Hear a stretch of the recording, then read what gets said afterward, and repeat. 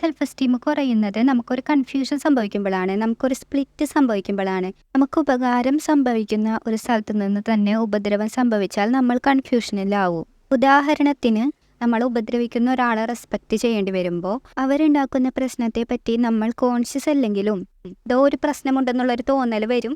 എന്നാൽ ആളെ നമുക്ക് റെസ്പെക്റ്റ് ചെയ്യേണ്ടി വരുമ്പോൾ, ഇപ്പം നമ്മുടെ ഹയർ പൊസിഷനിലിരിക്കുന്ന ഒരാളാണെന്ന് വിചാരിക്കും. അപ്പോൾ ആൾ നിങ്ങളെ യൂസ് ചെയ്യുകയാണ്, നിങ്ങളെ യൂട്ടിലൈസ് ചെയ്യുകയാണെന്ന് വിചാരിക്കുക. ബോസൊക്കെ ആണെങ്കിൽ ആവശ്യമില്ലാത്തതിനെക്കാട്ടും അധികമായി നിങ്ങളെ യൂസ് ചെയ്യുമ്പോൾ നിങ്ങൾക്കത് മനസ്സിലാവും.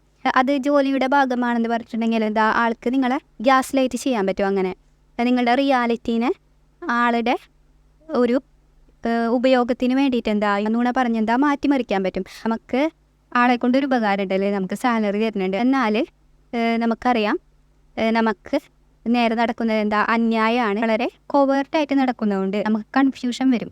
ഇതിനാണ് നമ്മൾ സ്പ്ലിറ്റ് സംഭവിക്കാമെന്ന് പറയാം. നമ്മളെ കരുതിക്കൂട്ടി വിഷമിപ്പിക്കുന്ന ഒരാളെ നമുക്ക് തിരിച്ചറിയാൻ പറ്റും. നമുക്ക് ഇൻറ്റ്യൂഷൻ ഉണ്ട്, നമുക്കൊരു ഗട്ട് ഫീലിംഗ് തോന്നും.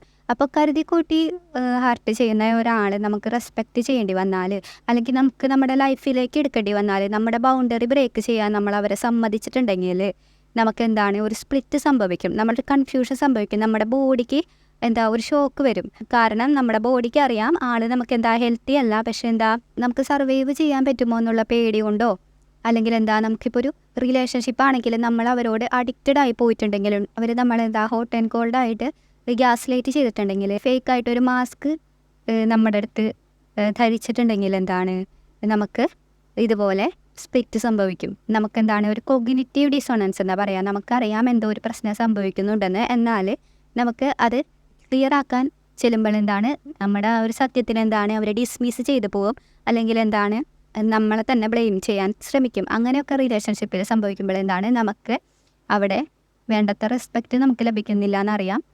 അപ്പുറത്തെ ആളെന്താണ് നമ്മുടെ ട്രസ്റ്റിനെ മുതലെടുക്കുമ്പോൾ എന്താണ് നമ്മളെ തന്നെ ഡൗട്ട് ചെയ്യാൻ തുടങ്ങിയാൽ എന്താണ് നമുക്ക് അവിടെ ഒരു കൺഫ്യൂഷൻ വരും. നമുക്ക് അവരെന്താണ് സ്നേഹിക്കേണ്ടി വരാണ്, പല റീസൺ ഉണ്ടാവാം. നമ്മുടെ സർവൈവൽ കൊണ്ടുള്ള പേടി ഉണ്ടാവാം, അവരുമായിട്ട് അഡിക്റ്റഡ് ആയിട്ടുണ്ടാവാം.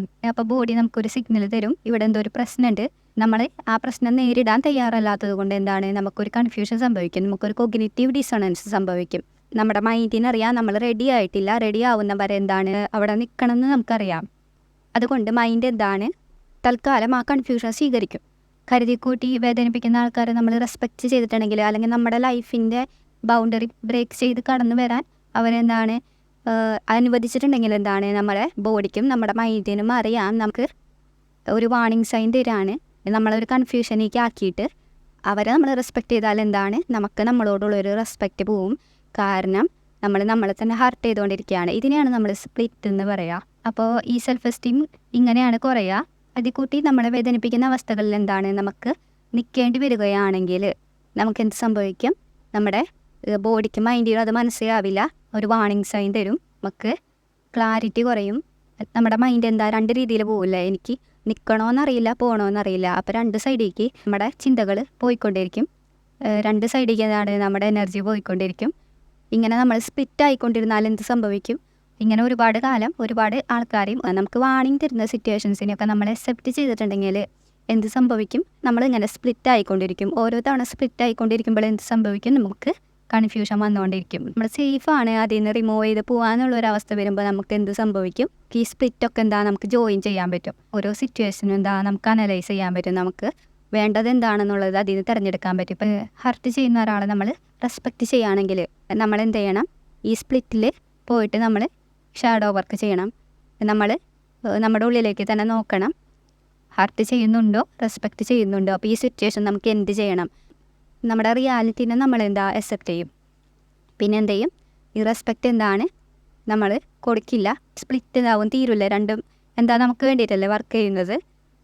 നമുക്ക് വേണ്ട രീതിയിൽ നമ്മൾ എടുത്തൂലേ, നമ്മൾ ആളെ കട്ട് ചെയ്ത് കളഞ്ഞു. പകരം എന്താണ് ഈ സർവൈവൽ ആയിട്ടുള്ളൊരു പേടിക്ക് എന്താണ് നമ്മളൊരു സൊല്യൂഷനും കണ്ടുപിടിച്ചു അല്ലേ. അപ്പോൾ ഈ സ്പ്ലിറ്റ് എന്താണ് ജോയിൻ്റായി. ഇങ്ങനെ നമുക്ക് പല സ്ഥലങ്ങളിൽ നമുക്ക് സ്പ്ലിറ്റ് സംഭവിച്ചിട്ടുണ്ട്. ഈ സ്പ്ലിറ്റുകളൊക്കെ നമ്മൾ ജോയിൻ ചെയ്യുമ്പോൾ എന്ത് സംഭവിക്കും, നമ്മുടെ കോൺഫിഡൻസ് കൂടിക്കൊണ്ടിരിക്കും. അപ്പോൾ നമുക്കിതിൽ നിന്നൊരു കാര്യം മനസ്സിലാക്കാം, നമുക്ക് സെൽഫ് എസ്റ്റീം കുറഞ്ഞത് കൊണ്ടല്ല നമ്മൾ അബ്യൂസിലേക്ക് പോകുന്നത്, അബ്യൂസ്ഡ് ആവുന്നത് നമ്മൾ അബ്യൂസ്ഡ് ആയിട്ടുള്ളത് കൊണ്ടാണ് നമുക്ക് സെൽഫ് എസ്റ്റീം കുറഞ്ഞു വരുന്നത്. നമ്മൾ ആ അബ്യൂസ് അക്സെപ്റ്റ് ചെയ്തത് കൊണ്ടാണ് നമ്മൾക്ക് സെൽഫ് എസ്റ്റീം കുറഞ്ഞു വരുന്നത്. നമുക്ക് കൺഫ്യൂഷൻ ഉള്ളത് കൊണ്ട്, ഒരാൾ നമ്മളെ ഗ്യാസ് ലൈറ്റ് ചെയ്തിട്ടുള്ളത് കൊണ്ട്, ഒരാൾ നമ്മളെ നുണ പറഞ്ഞ് പഠിപ്പിച്ചിട്ടുള്ളത് കൊണ്ട് ആണ് നമുക്ക് കൺഫ്യൂഷൻ വരുന്നത്. കാരണം ഈ കൺഫ്യൂഷൻ എന്താണ്, നമ്മുടെ ശരീരത്തിൻ്റെ സിഗ്നലാണ്. ആൾ പറഞ്ഞ നുണ നമ്മളെ ഏറ്റിട്ടില്ല, നമുക്ക് എന്താണ് ഒരു കൺഫ്യൂഷനായിട്ട് അത് സ്റ്റോർ ചെയ്ത് വെച്ചിരിക്കുകയാണ്. അതാ നമ്മൾ ഒരിക്കലും എന്താ മണ്ടന്മാരല്ല അല്ലേ. നമുക്ക് ഈ കൺഫ്യൂഷനുള്ള കാര്യങ്ങൾ എടുത്തിട്ടുണ്ടെങ്കിൽ എന്താ നമുക്ക് മനസ്സിലാവും അവിടെ ഒരു എന്താണ് ഗ്യാസ് ലൈറ്റ് സംഭവിച്ചിട്ടുണ്ട്.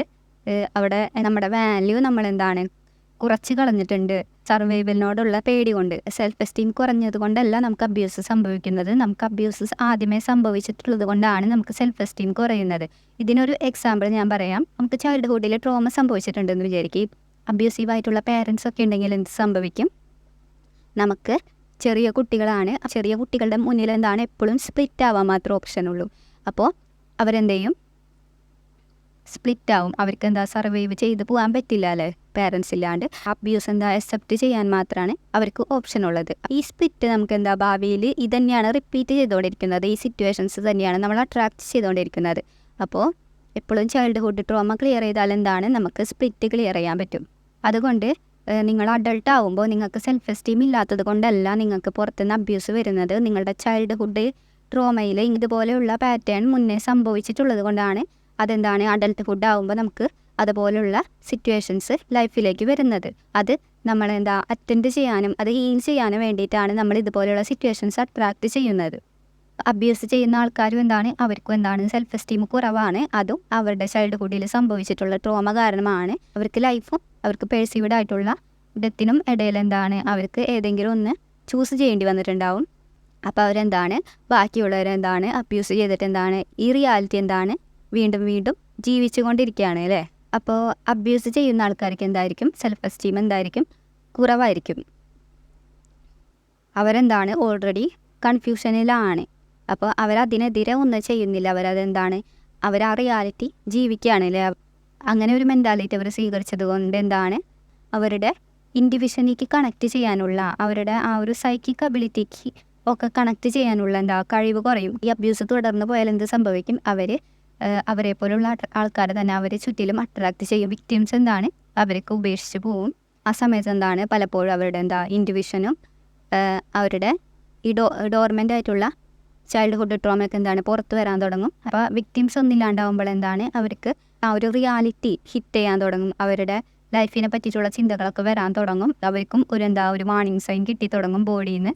അപ്പം അങ്ങനെയാണ് അവരുടെ ഇൻറ്റ്യൂഷൻ ഡെവലപ്പ് ചെയ്യുക. അവർക്ക് കർമ്മം കിട്ടുമ്പോഴാണ്.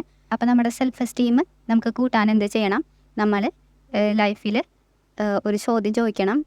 എല്ലാ സിറ്റുവേഷനെയും ആൾക്കാരെയും എടുത്തിട്ട് ഒരു ചോദ്യം ചോദിക്കണം. ആൾ ഹർട്ട് ചെയ്യുകയാണോ, എന്തുകൊണ്ടാണ് ഞാൻ ആ സിറ്റുവേഷനിലേക്ക് എനർജി കൊടുക്കുന്നതും അതിലേക്ക് റെസ്പെക്റ്റ് കൊടുക്കുന്നതും, ഇതിനെതിരെ എനിക്ക് എന്ത് ചെയ്യാൻ പറ്റും.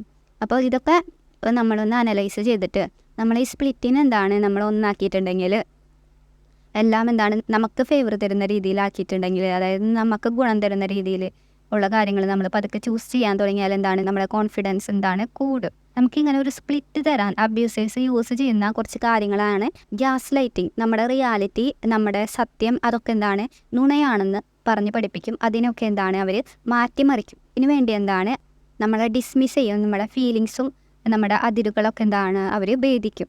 പിന്നെ അവർ ചെയ്യുന്ന കാര്യമാണ് എന്താ ഗിൽറ്റ് ട്രിപ്പിംഗ്. അവരെന്താണ് നമ്മുടെ ഉള്ളിൽ എന്താണ് ഗിൽറ്റ് ഉണ്ടാക്കും. നമ്മുടെ മോറാലിറ്റീനെ ചോദ്യം ചെയ്യും. നമ്മൾ നല്ലൊരാളാണോ എന്നുള്ള ഒരു കാര്യം ചോദ്യം ചെയ്യും. നമ്മൾ ചെയ്യുന്നത് ശരിയല്ല, നല്ല കാര്യമല്ല, നമ്മളൊരു നല്ല ആളല്ല എന്നൊക്കെ പറയും. പിന്നെന്താണ് അവർ നമ്മുടെ ഒരു വിക്ടിമാണ് എന്നുള്ളൊരു കാര്യം അവരെന്താണ് അതും നമ്മളോട് പറയും. അപ്പം അതുകൊണ്ടാണ് നമ്മൾ സൂക്ഷിക്കേണ്ടത്. നമ്മളെ മോറാലിറ്റി എന്താണ് എപ്പോഴും നമുക്ക് ഗുണം ചെയ്യുന്ന രീതിയിലാവണം, നമ്മളെ സംരക്ഷിക്കുന്ന രീതിയിലാവണം, സെൽഫ് ലവ് ബേസ്ഡ് ആവണം. അല്ലാതെ പുറത്തൊരാളെ പ്രീതിപ്പെടുത്താൻ നമ്മൾ ഒരു നല്ല ആളാണെന്ന് കാണിക്കാൻ ശ്രമിച്ചിട്ടുണ്ടെങ്കിൽ എന്താണ് ഇതുപോലുള്ള അബ്യൂസേഴ്സ് എന്താണ് അത് യൂട്ടിലൈസ് ചെയ്യും. നല്ലൊരാളാവാനുള്ള ആഗ്രഹത്തിനെ അവരെന്താണ് ഉപയോഗിക്കും. അവർ നമ്മളെന്താണ് ഗിൽറ്റ് ട്രിപ്പ് ചെയ്യും. ഞാൻ അന്ന് അങ്ങനെ ഒരു ഫേവർ ചെയ്തിട്ട് ഇപ്പം നിങ്ങളിങ്ങനെ ചെയ്യാൻ പാടുണ്ടോ എന്നൊക്കെ പറയും. കണ്ടീഷണലായിട്ട് ട്രാൻസാക്ഷണലായിട്ട് റിലേഷൻഷിപ്പിനെ കാണും.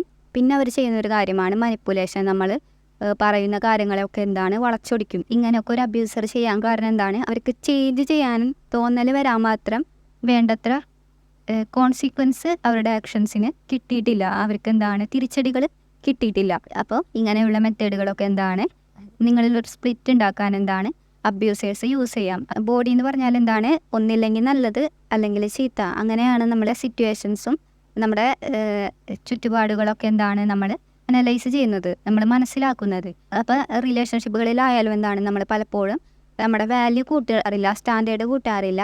നമ്മളെന്താണ് ഒരു 75% ഒരാളിൽ നല്ലതുണ്ടെങ്കിൽ 25% ചീത്തയാണെങ്കിലും എന്താണ് നമ്മളത് സ്വീകരിക്കാറുണ്ട്. അതെന്തുകൊണ്ടാണ്, നമുക്ക് ലൈഫിൽ നിന്ന് പ്രഷർ വരുമ്പോൾ സൊസൈറ്റിയുടെ നിർബന്ധപ്രകാരം നമ്മുടെ ലൈഫിന് എന്താണ് ഡൗൺ പ്ലേ ചെയ്യാറുണ്ട്. നമ്മുടെ സ്റ്റാൻഡേർഡിനെക്കാട്ടും താഴെ വരുന്ന കാര്യങ്ങൾ എന്താണ് അക്സെപ്റ്റ് ചെയ്യാറുണ്ടല്ലേ ലൈഫിൽ നിന്ന് അല്ലെങ്കിൽ പുറത്തുനിന്ന്.